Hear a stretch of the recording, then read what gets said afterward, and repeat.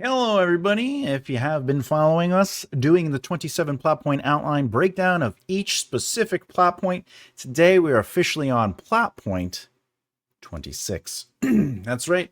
The protagonist will succeed or fail. This is ultimately the climax. We have one more plot point after this, and then that's it. The series is so, with that said, let's get directly into it. Today, we are going to talk about four specific things when it comes to the 26th plot point, and that is the narrative climax and how that will influence this part of your story, success and failure, what it means. That's right, you could fail in the 26th plot point.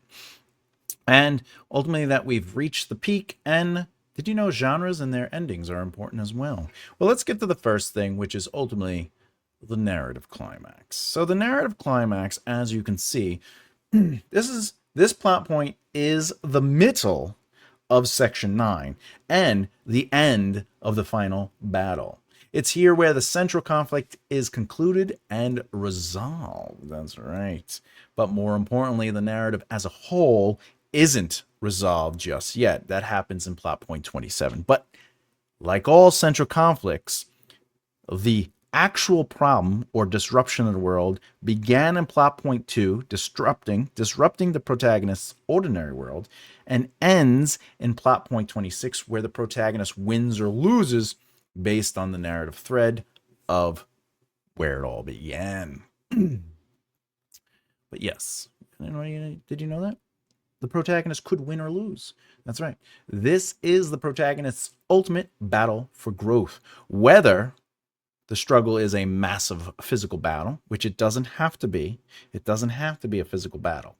But it could be, by the way, it could be both an external and internal element. In fact, it could be an intimate emotional revelation and everything in between.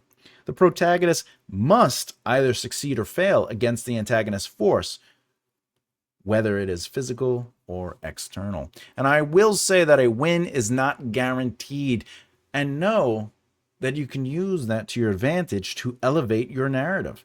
The loss itself can be where the narrative was going its whole time. You could subvert expectations. The loss by itself, though, if the character is going to lose, usually, if not always, is a tragic virtue or a fatal flaw. However, in either situation, it absolutely must be impactful to your central conflict and its conclusion. But if the character doesn't learn anything or doesn't satisfy a moral center or a growth or even a decline, remember, it could be positive or negative. If it's negative, it's usually a fatal flaw. If it's positive, it's a tragic virtue.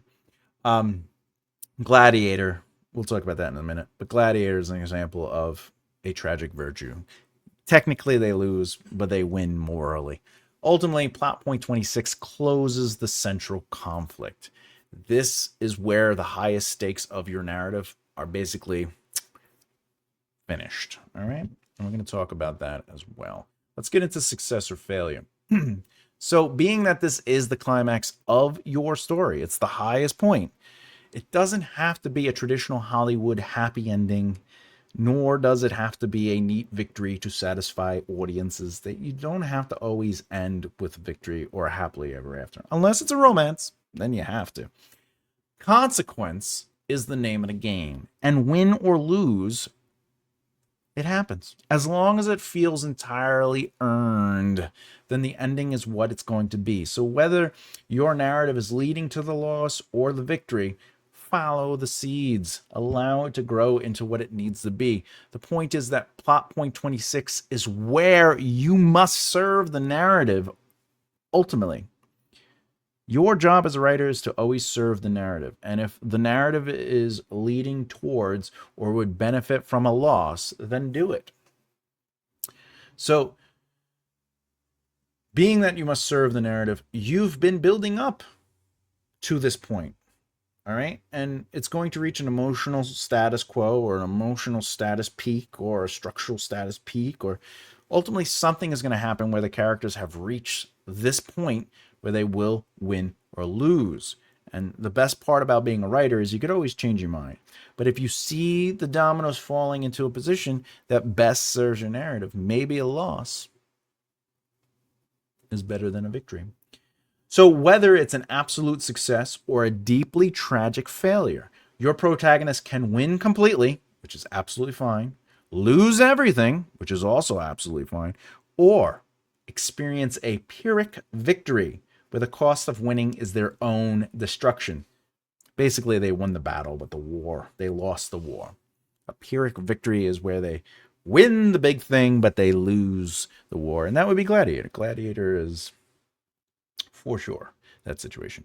All I'm saying is choosing a downbeat or tragic ending. It happens. When choosing a downbeat or a tragic ending, the outcome must stem directly from the character's internal truth.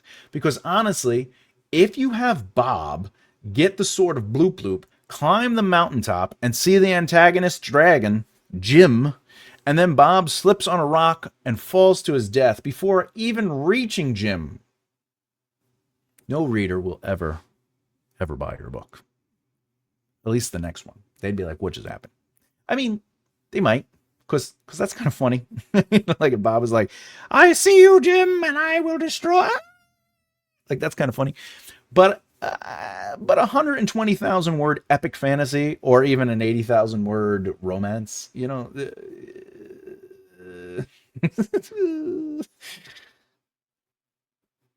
if there's no ending with the potential to win or lose, then people will be mad. If they're just like, there wasn't even, Bob needs to reach the final battle and then actually have a fight within the final battle, which is the climax, and then they could win or lose. But if, even in a romance, if they're like, I'm going to tell them that I love them and we should get married, and then like they get hit by a car before they even get to the battle, which is the opportunity to say it, or get into the room, readers would be like, come on. But if you do go with the laws, it's usually, but not always, manifested as a fatal flaw that blinds them, or a tragic virtue, which is what I said earlier. And the reason is because you want to approach it like, if it's a tragic virtue, for example, it would be like honor, loyalty, and duty. If it's the fatal flaw, it's, the 7 deadly sins, basically. But Gladiator is a win-loss, right? So Maximus' tragic virtue is his honor, loyalty, and literally duty. He dies, but he avenges his family and rights the empire back to a better position. And of course, the second Gladiator ruins all that. Anyway, why am I telling you that you can go for a loss over a win? Well, happy resolutions are great. They really are. But if your narrative is naturally leading toward a tragedy, feel it out and see what happens. Remember, you could always try things. I'm just saying. The truth of the matter is, audiences don't always need an upbeat ending, nor do they always want one. Noir exists for a reason. Audiences just want a well-written narrative that has an emotional payoff that is earned. Noir sets up a world of impassable possibilities, meaning it's all dread anyway. The protagonist usually, if not always, will lose at the end of a noir. They can't win. Chinatown, spoiler alert. All right? It's how it plays out because of the style of the writing. Noir itself has a very specific ending in mind. However, knowing these things allows you a chance to subvert. That's right. Subversion to subvert isn't going to feel earned, but you can be like, everything's leading to a victory. How do I earn a loss? Like if you truly want to see your character lose, or you truly want to see them win, but the narrative up to that point is the opposite. The moment you're like, I want them to win or lose to subvert that, you do have to go back and seed opportunity. You have to seed the character's potential for that loss or potential for that win. You can't just have them be, let's say, perfect and then they lose, or have them be terrible and then they gallantly win and are victorious. If you've ever seen Kiss Kiss Bang Bang, fantastic movie. I know we're talking about long form writing, but I love using film as a way to sort of streamline the analyzing element of writing. So in Kiss Kiss Bang Bang, he's basically, that is a noir, by the way, but he's basically a fool. He's capable, but not always competent. And we know that he has some competence, but he isn't always capable of using it well, right? So we know there's a chance he could win, but we're expecting him to fail. And if you've seen the movie, you know that subverts expectation. The win is earned. We've been building up to that. We've been seeding how he wins and why he wins, the whole entire story.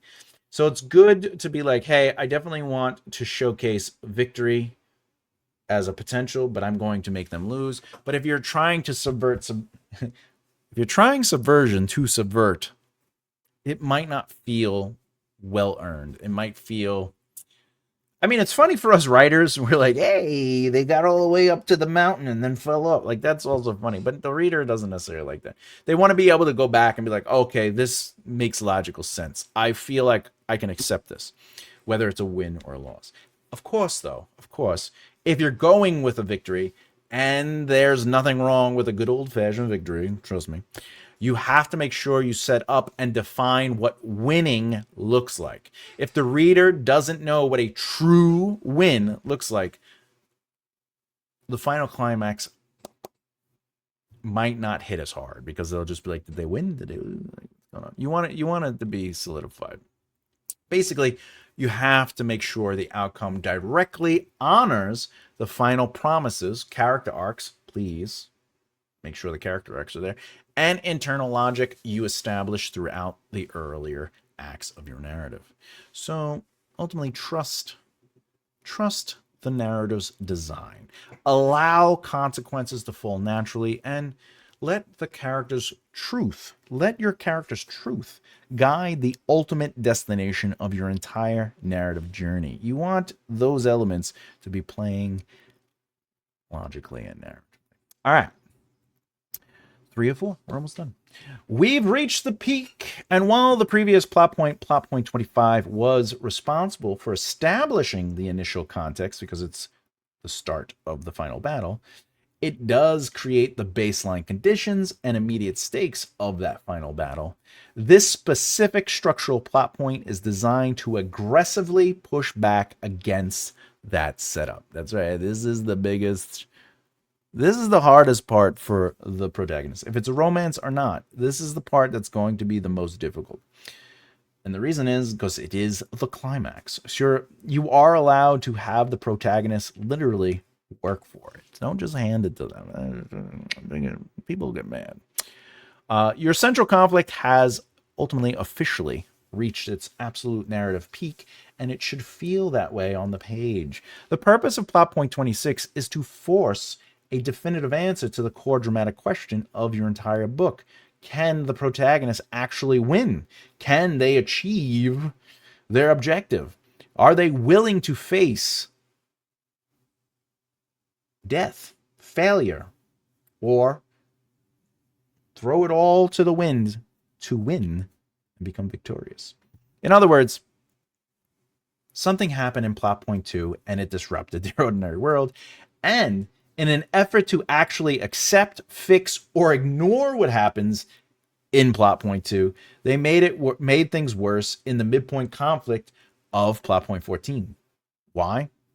Because the protagonist is now trying to fix the problem that was created in plot point 14, and they open the narrative door to return to a new status quo. What does that mean? It means that they lived their life, they were happy, something happens, it disrupts it, and they are forced to face it.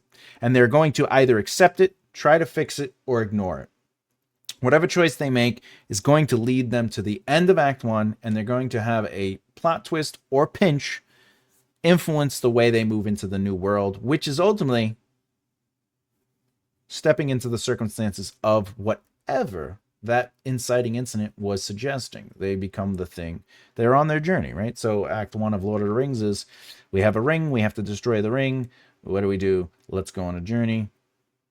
They finally cross the path. I've never stepped, if I step one step further, it'll be the furthest I ever came from the Shire. Now they're in basically Act 2, and they're on an adventure, right? We're going on an adventure. The midpoint conflict of every narrative is going to take the new world circumstances and what they think they're going to fix and turns it on its side, revealing the truth of the lie. This truth of the lie becomes the problem created by the midpoint conflict. And now the second half of your story from the midpoint conflict is all about trying to solve that problem and either accept the lie, the truth of the lie, fix the truth of the lie, or ignore it altogether, whatever that case. If they ignore it, by the way, that usually is a fatal flaw or a tragic victory. If they accept it, then they're going in, and most likely they're going to win. If they're trying to fix it, it could go either way. I will say this. Act 3 should directly solve, or not solve, but try to solve, or not solve, the problem that was created by the midpoint conflict. It just should. That's why, ultimately, this plot point is filled with the maximum amount of tension and the most struggle, because it's filled with pure agency. The characters just doing everything they can to fix the problem. Like, get the guy or girl to fall in love with them and choose them over the other person, or choose them for the rest of their life because they made a mistake and they're sorry. It's them. It's Bob trying to kill the dragon Jim. It's all these things.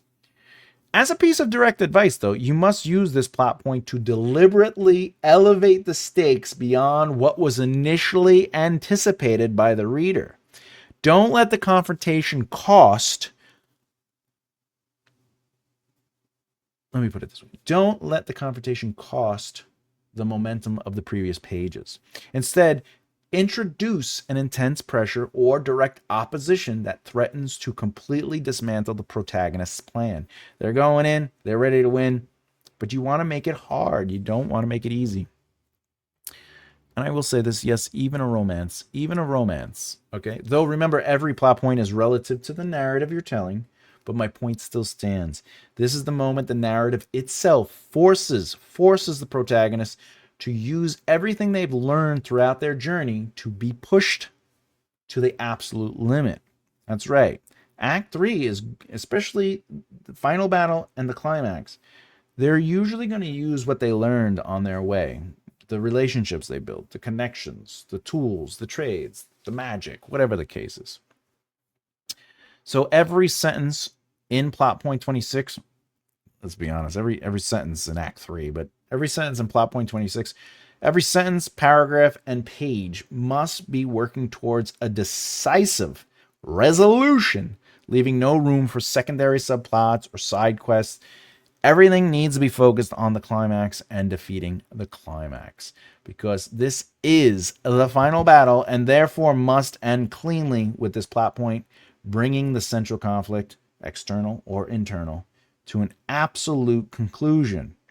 So plot point 25 is the battle begins. This is the climax where the final battle ends. Otherwise, what's the point? And finally, let's just go through this real quick. Genres and their endings. Depending entirely on your genre, tone, and specific storytelling choices, your climax can unfold as a massive external clash. Let the meteor hit Earth. It happens. Or it could be internal. It could be psychological. It could be a quiet romantic moment. Yes, I will marry you. Or if you want to have fun, believe it or not, it could be an abstract masterpiece of creative freedom. You could just do what you want. It's creative. It's fake. It's made up. Try things. If anyone tells you you shouldn't, they are wrong. Writing is something that we have to play with and break and do things. But yes, you do have to try these things to see where it goes. The best advice for narrative The best advice for creating narrative freedom is to literally make sure your climax sits within the specific expectations of your genre while allowing your imagination to run wild. Romances must have a happily ever after. However, how you get there, do whatever you want. Bambi is a movie. It exists. Bambi is about talking animals, and the humans are evil, which makes sense. But that's abstract. You know what I mean? Bambi talks. Some of them sing. Cinderella talks to mice. You can do anything you want with writing. It's creative. But there are certain expectations to certain things. A mystery must have a mystery that is at least solved for the reader to understand what the mystery was. Do all of them have to be solved? Maybe not. Maybe we could keep it for the next book. But you want something resolved, okay? But in reality, don't feel pressured to construct a massive physical set piece if your book is an intimate character study. You can, but if it's a romance, we don't need them hanging off of buildings. However, conversely, don't actually hold back on action and spectacle if you're crafting a high-octane thriller or romance comedy adventure in space. I'm just saying, the thing you're writing is relative to the thing you're writing. If it demands it, then fine. But if it's a small, cozy romance in the middle of, like, Nebraska or, you know, whatever, London, wherever it is, they're not in space. So don't allow Act 3 to be like, they're in space. However, if Act 1 starts off in Nebraska, cozy romance, and then they get picked up by aliens by the end of Act 1, now Act 2 is new circumstances, new world, they're in space. Now it could become a romance comedy adventure in space because your second act actually allows you some genre mobility.